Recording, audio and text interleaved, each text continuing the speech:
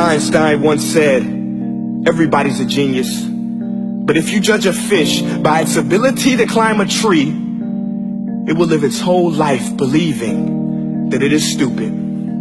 Ladies and gentlemen of the jury, today on trial we have modern day schooling. Glad you could come. Not only does he make fish climb trees, but also makes them climb down and do a 10-mile run. Tell me, school, are you proud of the things you've done?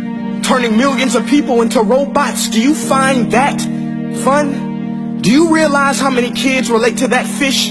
Swimming upstream in class, never finding their gifts, thinking they are stupid, believing they are useless? Well, the time has come, no more excuses. I call school to the stand and accuse him of killing creativity, individuality, and being intellectually abusive. He's an ancient institution that has outlived his usage.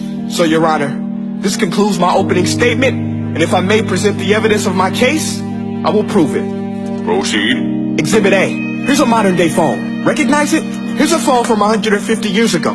Big difference, right? Stay with me. Here's a car from today, and here's a car from 150 years ago. Big difference, right? Well, get this. Here's a classroom of today, and here's a class we used 150 years ago. Now ain't that a shame? In literally more than a century, nothing has changed. Yet you claim to prepare students for the future? But with evidence like that, I must ask, do you prepare students for the future or the past? I did a background check on you and let the record show that you were made to train people to work in factories, which explains why you put students in straight rows, nice and neat, tell them sit still, raise your hand if you want to speak, give them a short break to eat, and for 8 hours a day, tell them what to think. Oh, and make them compete to get an A letter which determines product quality, hence grade A of meat. I get it. Back then, times were different. We all have a past. I myself am no Gandhi. But today, we don't need to make robot zombies. The world has progressed. And now we need people who think creatively, innovatively, critically, independently, with the ability to connect. See, every scientist will tell you that no two brains are the same. And every parent with 2 or more children will confirm that claim. So please explain why you treat students like cookie cutter frames or snapback hats, giving them this one-size-fits-all crap. Watch your language. Sorry, Your Honor, but if a doctor prescribed the exact same medicine to all of his patients, the results will be tragic. So many people will get sick, yet when it comes to school, this is exactly what happens, this educational malpractice, where one teacher stands in front of 20 kids, each one having different strengths, different needs, different gifts, different dreams, and you teach the same thing the same way? That's horrific. Ladies and gentlemen, the defendant should not be acquitted. This may be one of the worst criminal offenses ever to be committed. And let's mention the way you treat your employees. Objection. Overruled. I want to hear this. It's a shame. I mean, teachers have the most important job on the planet, yet they're underpaid? No wonder so many students are short-changed. Let's be honest. Teachers should earn just as much as doctors, because a doctor can do heart surgery and save the life of a kid. But a great teacher can reach the heart of that kid and allow him to truly live.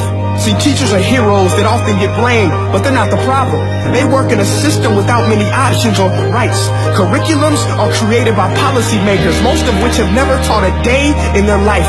Just obsessed with standardized tests. They think bubbling in a multiple choice question will determine success. That's outlandish. In fact, these tests are too crude to be used and should be abandoned, but don't take my word for it.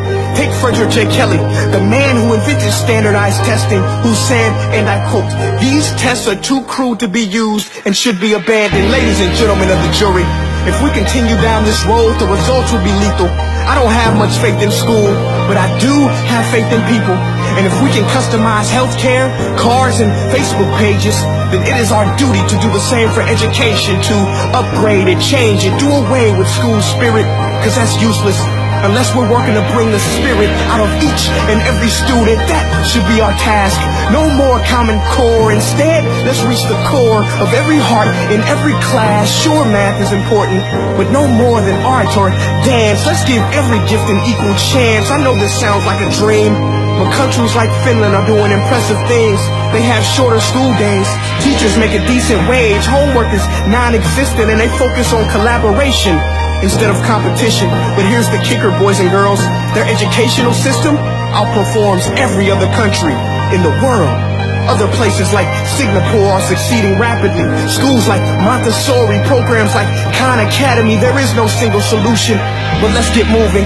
Because while students may be 20% of our population, they are 100% of our future. So let's attend to their dreams, and there's no telling what we can achieve. This is a world in which I believe, a world where fish are no longer forced to climb trees. I'll rest my case.